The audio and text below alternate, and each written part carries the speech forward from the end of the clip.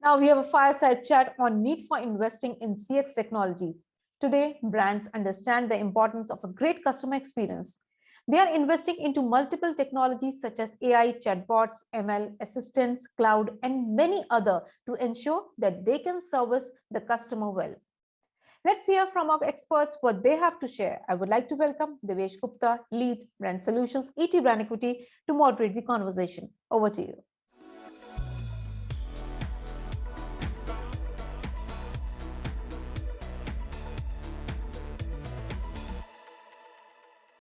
Hello and welcome to our next session on need for investing into CX technologies. In a post-COVID world, customer experience has emerged as a key decision maker for any purchase or repurchase. Several reports have pointed out that customers continue to be more demanding, thereby making it harder for the businesses. Audiences are looking for delightful experiences and they settle for nothing less. So today, if a brand is unable to create a good customer experience, then it runs the risk of losing him to the competitor. Increasingly, more brands are beginning to realize the power of CX and the stories it can create. They are understanding that a great customer experience story travels far and wide and has a higher recall value than any advertising campaign. So, brands are now beginning to invest more time and resources on mastering this art. They are deploying tools to collect, mine, and sort the customer data to gather more insights, learn about their preferences, and create more personalized experiences. Some of these tools include the use of artificial intelligence, chatbots, machine learning, assistants, and cloud. However, all these tools, they work together to ensure that brands are able to meet the needs and service the customers. A Zendesk report also pointed out that 90% of Indian firms were likely to prioritize CX in 2021 compared to the other countries in the Asia Pacific region. So let us now hear from the industry stalwarts on how they are investing into the CX technologies to create delightful experiences for their customers. I now welcome the speakers for this session. Ms. Sumitra Patnaik, Head of Customer Service, OLX Group. Welcome, Sumitra. Thank you, Devesh. It's a pleasure to be here. Glad. And our second guest for today is Mr. Naveen Abhishek, Head of Customer Service, Pepperfry. Hello, Naveen. Yeah. I'll begin with a very basic question first. Sumitra, I'll go with you. How do you define a great CX, in your organization? Devesh, I think basically the customer experience is like a journey, right? From when the customer decides to first reach out to the business. In my opinion, it has to be effortless and responsive. So that's something that brands must live, commit to. So I think effortless, when I say that, when there are users who try to reach out to you, the end of the journey, the user should be completely satisfied with what he got to, when he interacted with you. So according to me, that really matters. Great. Naveen, what's your thoughts on it? I mean, how do you define a great CX? So for us, we believe in three fundamentals, which are like customer wants a seamless and any unwarranted communication with any brand which they are going to get associated with. Mm-hmm. So they want something to be very simple and easy for them, like with minimal time consumption, because time is of great importance. And these days, the millennials especially, they don't want to waste their time on a lot of other activities. And also, if you see then about the communication, that the less the communication between a customer and the company, the better the relationship is. So, for example, we can cite example of a cordial relationship between a landlord and a tenant. When the agreement is signed, the minimal communication between them, if the rent is being paid on time, or the landlord is covering all the aspects of maintenance, hence, and the relationship is very good. Similarly, if there's a minimal relationship, minimum communication between the customers and the brand, that makes the relationship best. So we want to keep our process which will suit this requirement of the customer. Make it simple, make it easy, make it seamless. Second thing that we believe is delivering what we promise, right? If you deliver customer what you are going to sell and what is promised on site, for example, for e-commerce business, and whether it's a product or the services, then customer will not have any issues. If you sell them the product that is listed as per their listed, like color, design, or whatever, or the services like a delivery timelines are met, callbacks are being done. For us, like we are providing additional services like carpenter services that we provide. So if those things are done, that the promises are delivered, customer is happy. And third is feedback from the customer, that which is like what we call as NPS, Net Promoter Scores. Pepperfry currently is a leader in that with a 70 plus NPS score. Damages are less than 1.5%, and which is globally, which is running around 6% now. As having said that, if you will find that the kind of business that we are in, Pepperfry specifically, you will see that our average ticket size or ASP is quite high. So compared to any other brands wherein ASP is quite low, so customer doesn't bother going and writing any complaints or grudges on social media. Whereas for us, it is a big challenge, because when a customer is investing 15,000, then he is well bound to show his discomfort or is not happy, unhappiness with the brand. But our NPS, which is around 75, is a testament that we are covering all those aspects of the customers and making the experience much better. So these are three things that we believe which makes a customer experience superlative. I really loved your example that you gave around the landlord and the tenant. Very, very realistic. The minimal the communication, and the better the relationship it is. Yeah. In coming to the post-COVID world, I mean, how do you think the expectations, the customer expectations have changed? Because people have spent a lot of time at their homes during the COVID time. And they've gone through a lot, and they adapted digital. The services are all digital. Earlier, they used to go out, touch and feel things, and then they used to buy it. Now everything is going digital. So in this day and age, I mean, how have you guys understood those CX requirements and adapted yourself to it? Mr. Mitra, let's begin with you. Yeah, well, Devesh, I think post-pandemic, what clearly has changed for us is, more customers wanting to do online transactions than in-person meet. So we are a platform which is like a buy and sell, right? So earlier we did have quite a huge response to people meeting and exchanging products, or making those negotiations and closing deals face to face. What clearly has changed is, obviously people are now resorting to more of digital channels and online transactions, calls, closing things over calls, etc. So that is a major shift that we definitely see. And what I feel is, I mean, the need of the hour right now is to kind of encourage customers to adopt to the new mediums that have emerged, at least like never before, right? We were compelled right now with COVID coming in, that we start adapting or adopting to these newer ways of interacting. So that is something that we clearly saw.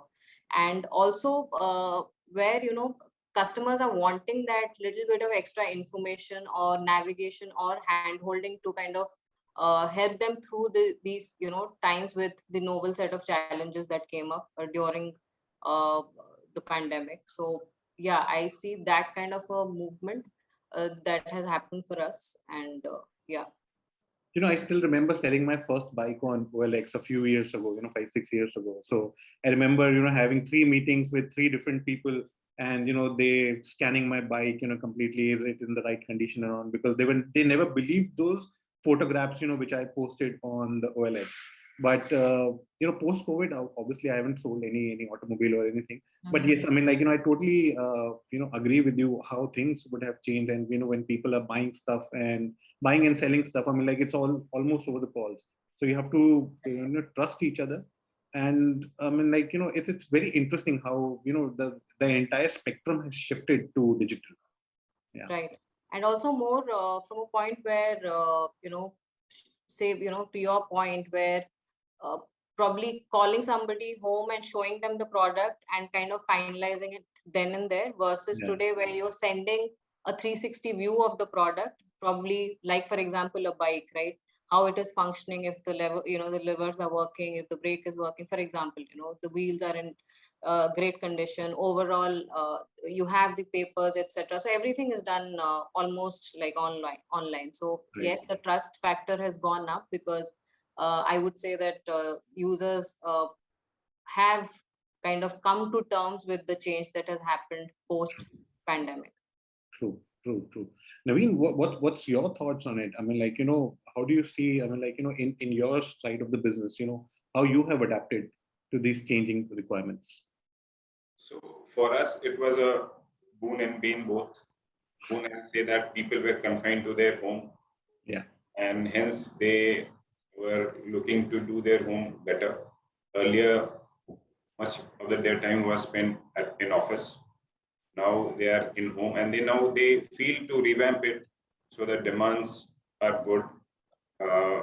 People have actually set up their offices also in home. Yeah. So 1 BHK is actually out of vogue now. People are looking for 1.5 or 2 BHK. Hence, furniture requirement has increased. At the same time, I'll say it was main because we, as an omni-channel platform, had our experience centers, the studios, spread across quite a lot of cities. And because of this COVID, that aspect of experience, touch and feel was lost.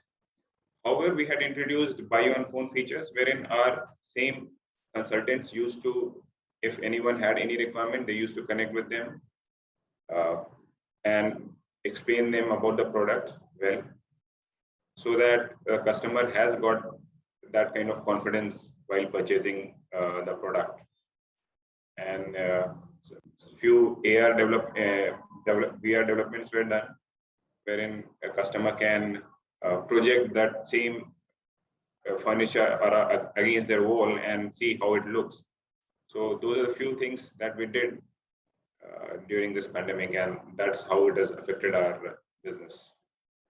So what are the kind of technologies, Sumitra, you guys have invested into, to catch up to these requirements, these changing requirements and changing times?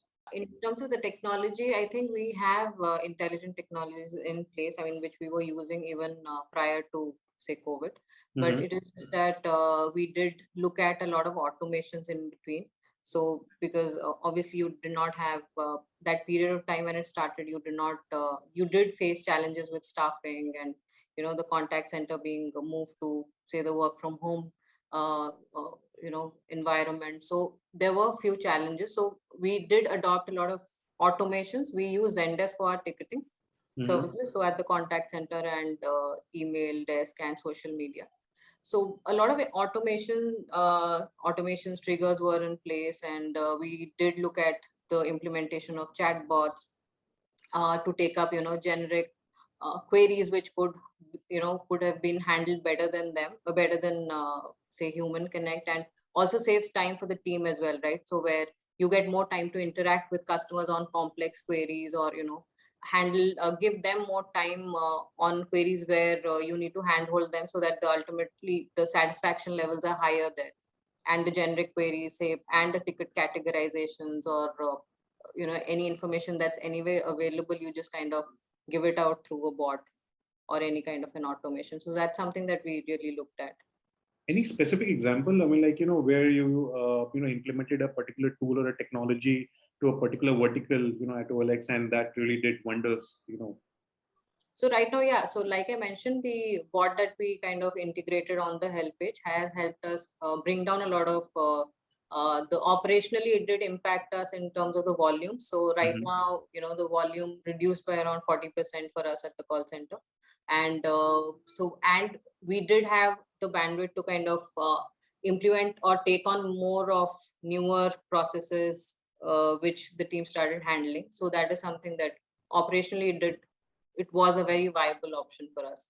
The email queries went down, and Naveen, coming to you, I mean, you shared a couple of technologies, that we implemented at Pepperfry. I mean, can you share a couple of examples? I mean, how these technologies helped the kind of results that you saw at Pepperfry? Yeah, so from past, so 5 years, the customer support was, there was no major changes which happened in customer support, but we thought that it's now high time to get some technologies involved. Now we have a chatbot which runs across all the 3 platforms, which is web, app, and web, and it is powered by Haptic.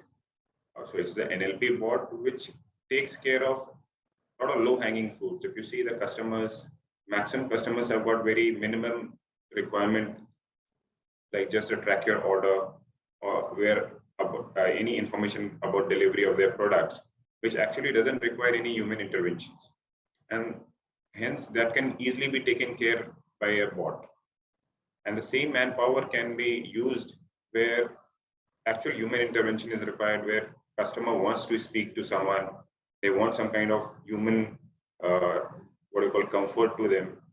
And then they get a more, means there are certain cases where it requires some kind of confidence building. So for that, so what chatbot has helped that I can now utilize those people for the bigger or the jobs which require more of human interventions, right?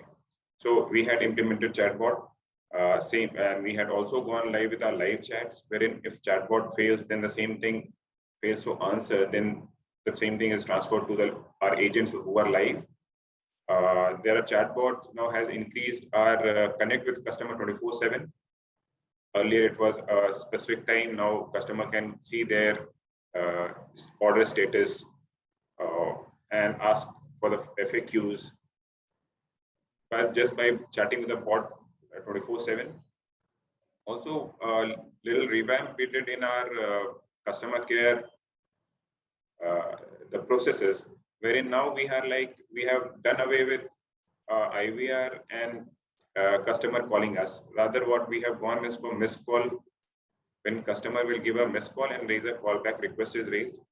So now, what the how it is helping us is like earlier the customer used to give a call to us, then it was a task for us, or we were still thinking what the customer has called for. We are not prepared for it, right? Now, when the customer gives a callback request to us, we know who the customer is and what are the issues that the customer is facing right now. And hence our team is ready with that to solve any queries which is related to the existing order or the previous orders, earlier orders. So that has also, we have gone for something called as a CAM structure, wherein generally what happens in customer support is one case is handled by multiple people, which leads to unsatisfaction among the customers. Now we have got a team which is assigned order, and the same team will take care of the case till the time the issue is resolved or the customer is satisfied with our. So these are the major changes that we have brought. Our chatbot is an NLP based chatbot. It keeps learning. We'll have introduced a lot of smart skills. We'll be introducing a lot of smart skills to make it more interactive. We'll try to make it a very what you call energetic chatbot. It means we're aiming it to be like Siri or Android system, wherein customer will be more than willing to discuss and talk with the app and be connected with us. We'll again introduce WhatsApp there, and also we will go for sales. Like currently we are only providing support. Now we'll be extending the same chatbot for sales requirement, which will be helping our studios, the experience centers. That's very interesting. I mean, you mentioned that by implementing these supports, these technologies, you're able to identify who your customer is. That's like, tons of data which is coming in, and you are now able to identify who your customer is. At least you can profile him. Yeah. Okay. So how it is helping you? I mean, like, in either creating a personalized experience, like you mentioned that, solving his queries a little faster so that the specific team that requires that to attend that query is ready. So I mean, like, overall in this scheme of things, I'm like, how much data is helping? So, data, if you have data with you, data are the best example, which the best tool, I mean to say, not example, the best tools to which indicates the health of any process, right? So with the help of that data, you can easily fix any misses which are there. You can get your process right. So we follow a lot of, we have introduced a lot of matrices which help us to keep a regular check on the data. Okay. Like when we see a data and when we see a matrix, for example, of what you call as first response time, for example, what I'm talking about, or the handle rate. If I see any dip in the first response rate, then that is a clear indication to me that something wrong has happened, that my team has not been able to. So looking at data daily helps you not only to understand the health of your processes, but also gives you an indication that, okay, we can do better. If my current efficiency rate is something, a certain percentage, for example, 85%, then obviously I have got a bandwidth to make it to 90%, which what will in turn will help the customer to get a nice experience with us and will make it more engaging for the customer. Also with this, when we know who the customer is calling, who is the customer, then we can always profile what was the issue with the customer, whether the issue is with current order or he has already faced an issue before. So it makes us, helps us in whatever categorizing customers as per the previous experience with us, and makes the case easier for our agents to resolve or solve. I think we are actually running out of time, but I still want to put this question to both of you. And I mean, like, in the near future, how do you see brands investing into these CX technologies, to make the overall experience better? I heard answers from both of you where on one side, where Sumitra mentioned that the number of queries across the call center has come down. You're already looking at driving sales through implementing these technologies. So how much it is important and pertinent for brands to start leveraging these technologies to shape that customer experience, to create that delightful customer experience. Sumitra, will begin with you. Yeah, so I think absolutely you're bang on there. We have to kind of, if you want to stay in business, I think most companies have to move to this, this direction. CX innovation is something that you have to take up if you want to, keep. It's kind of imperative to protect your business from the competitors, right? So, if it is even to create that value that you're talking of in terms of the customer experience. So, staying abreast of what is happening, encouraging your customers to adopt to these new technologies, testing, experimenting, and also using data. So a lot of, I think, a lot of collaboration is required when you're talking of this data and the experience to improve. So when I say collaboration, at least at OLX, what we do is there's a lot of interaction that happens with the data analytics and the product team. So basically, we kind of start bucketizing the customer, the user segments, and probably cull out where it is operational changes that are required, or say product changes which kind of can improve this experience, or service related, which is very much in control. So, when it comes to your matrix, you kind of start making these little changes to start impacting the bigger change that you're looking at. So yes, if you want to stay in business and kind of be the leader there, you have to innovate and take up newer, you'll have to adapt and implement newer technologies. Naveen, your thoughts on it? Yeah, so the current need of the time is that you go along with the deceleration that's happening with the technology. See, and also it'll be otherwise.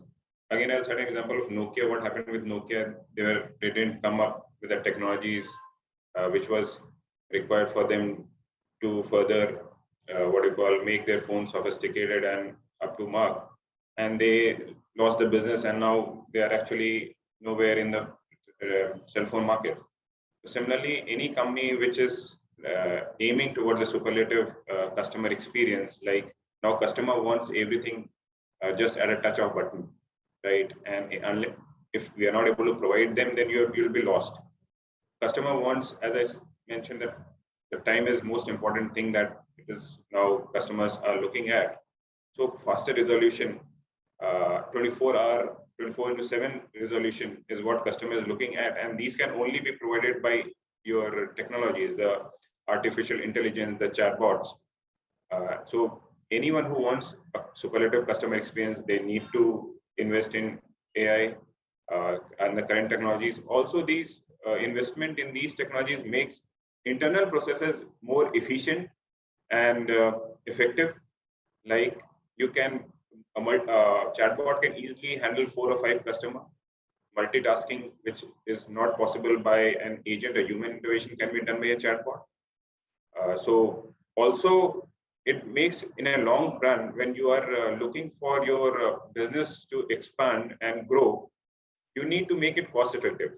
So when your brand becomes bigger, you sell more customer will like to come and be in touch with you. And that point of time, you can't hire people or run your own call centers. So eventually you will have to lean on to the technologies, AI technologies. And and most of these technologies are NLPs, like they keep learning. So earlier you invest in it, the better returns you will get in future, because these machines will become very intelligent by the time your business has boomed, and it will cater maximum demands by the customers or requirements of the customers. So yeah, so it is very much required for anyone who is looking for good business in coming future.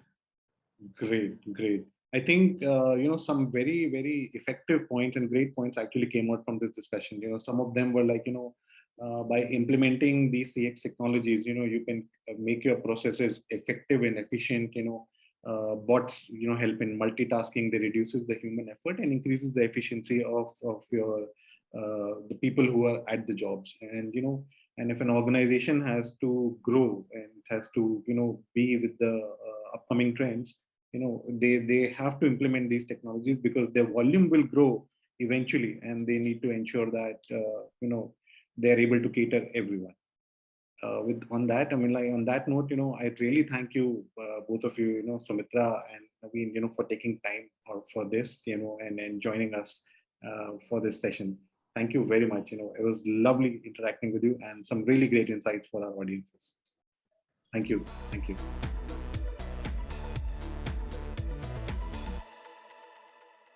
Thank you everyone for an engaging discussion. Now we'll proceed to track 5, which is programmatic.